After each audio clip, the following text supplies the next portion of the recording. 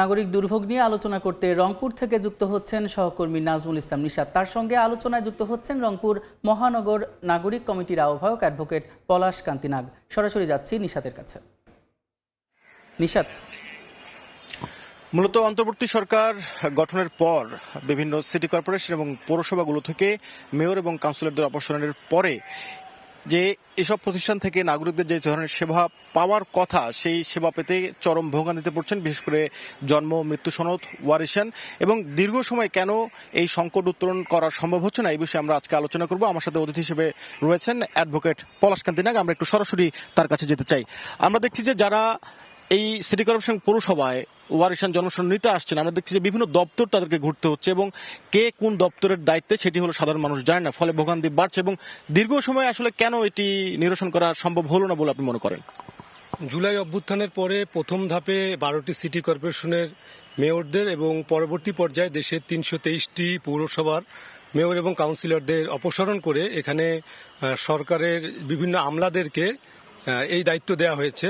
এখন মেয়রের পরিবর্তে যেখানে প্রশাসক নিয়োগ করা হয়েছে, প্রশাসকের মাধ্যমে দাপ্তরিক কাজ কিছুটা হলেও বিশেষ করে কাউন্সিলরদের যে ঘাটতি, সেই ঘাটতি কিন্তু কোনোভাবেই পূরণ হচ্ছে না। এখানে বিভিন্ন অফিসের যে আমলাদেরকে নিয়োগ করা হয়েছে, এই আমলাদের কিন্তু নিজস্ব যে দাপ্তরিক কাজ, সেই দাপ্তরিক কাজ রয়েছে। সেই দাপ্তরিক কাজ করার পরে অতিরিক্ত দায়িত্ব হিসেবে যখন কাউন্সিলরদের দায়িত্ব পালনের কথা, তারা কিন্তু সেটি যথাযথভাবে করতে পারছে না।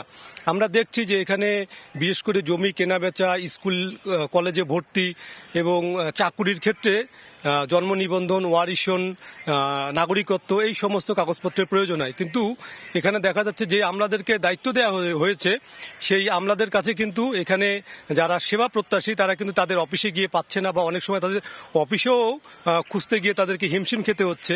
পাশাপাশি এখানে কিন্তু যে কাউন্সিলরের যে দায়িত্ব যাদেরকে দেওয়া হয়েছে, তাদের যে অফিসগুলো রয়েছে সেই অফিসে কিন্তু তাদের বসার কথা।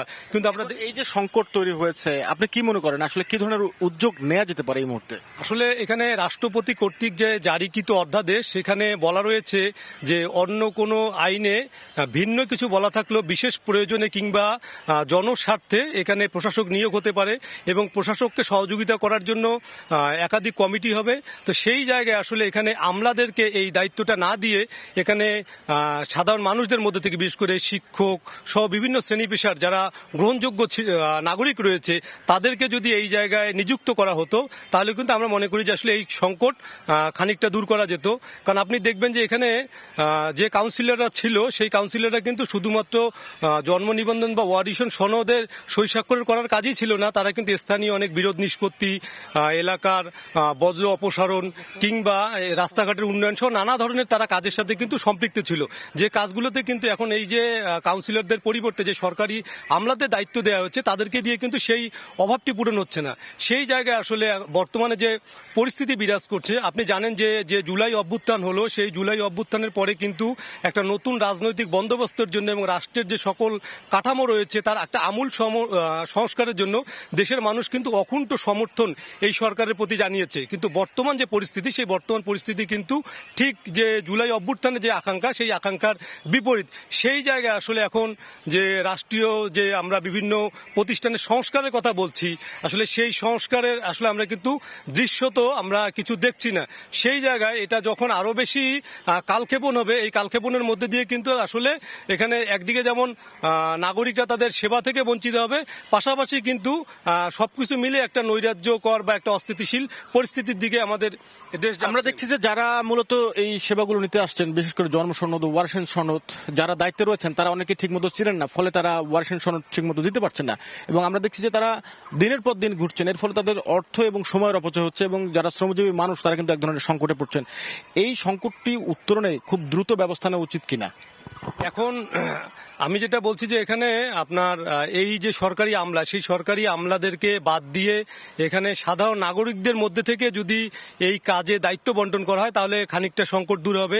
পাশাপাশি এই কাজটি করতে যে সময়টা লাগছে, আমরা মনে করি যে আপৎকালীন হিসেবে এখানে কিন্তু সরকারি আমলাদের একটা সময়সীমা বেঁধে দেওয়া উচিত, যে তারা এই সময় পর্যন্ত তারা সিটি কর্পোরেশনের যে তাদের যে দায়িত্ব রয়েছে, কাউন্সিলরদের যে কাজটি তাদের করার কথা, কথা, সে কাজটি তারা করবে। তারা যদি অতিরিক্ত দায়িত্ব যেটি পালন করবে। ধন্যবাদ আপনাকে। আপনি যেটি বলছেন যে যার যে দায়িত্ব বন্টন করা হয়েছে সেটি করতে হবে। আমরা আলোচনা করছিলাম সিটি কর্পোরেশন এবং পৌরসভাগুলোতে যে নাগরিক দুর্ভোগ তৈরি হয়েছে সেটি সমাধানে আসলে কি ধরনের উদ্যোগ নেওয়া যেতে পারে। আমার সাথে অতিথি হিসেবে ছিলেন অ্যাডভোকেট পলাশকান্তি নাগ। তো সবকিছু মিলে আজকে আলোচনায় এই ছিল আমার কাছে রংপুর থেকে।